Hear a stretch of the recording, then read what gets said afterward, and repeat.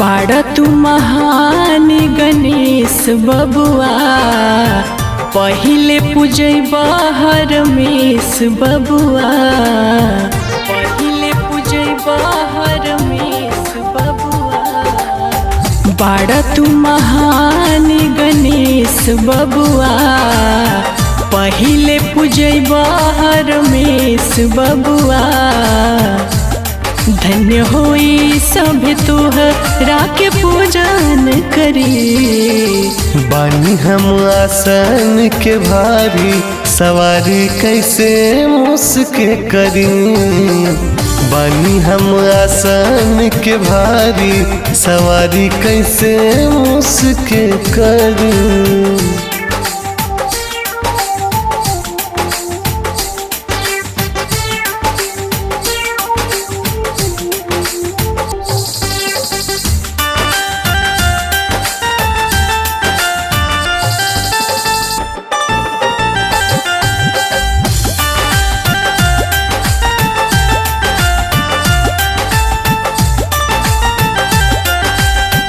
बड़े भैया कार्तिक के दिहलू तू मोर हो, काहे कैलू हमसे दुई भाव। ऐसे काहे बोला तारा सोनाए बबुआ, तोहरे से ज्यादा बाल लगा, तोहरे से ज्यादा बाल लगा।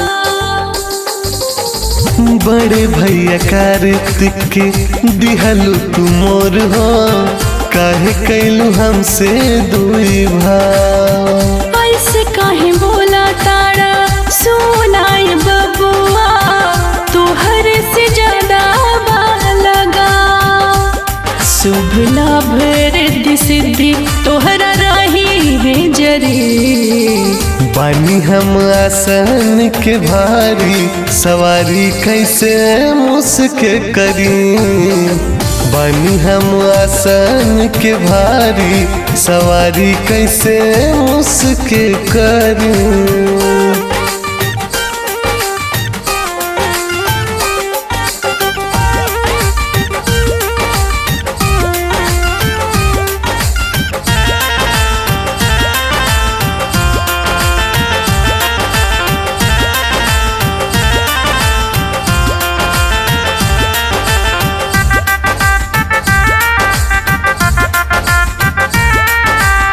हाथिया के सूढ़ मिलल मनुष्य के तनवा, हमरा से भइल कवन पाप। कर्म के लिखल के हो कैसे मिटाई, जनी तू लगावा अभिशाप, जनी तू लगावा अभिशाप।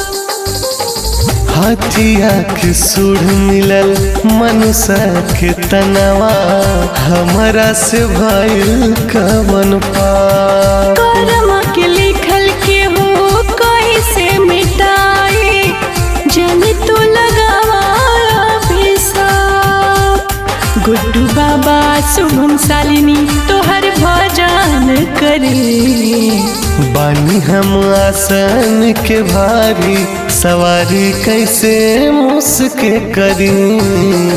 बानी हम आसन के भारी, सवारी कैसे मुस्के करी।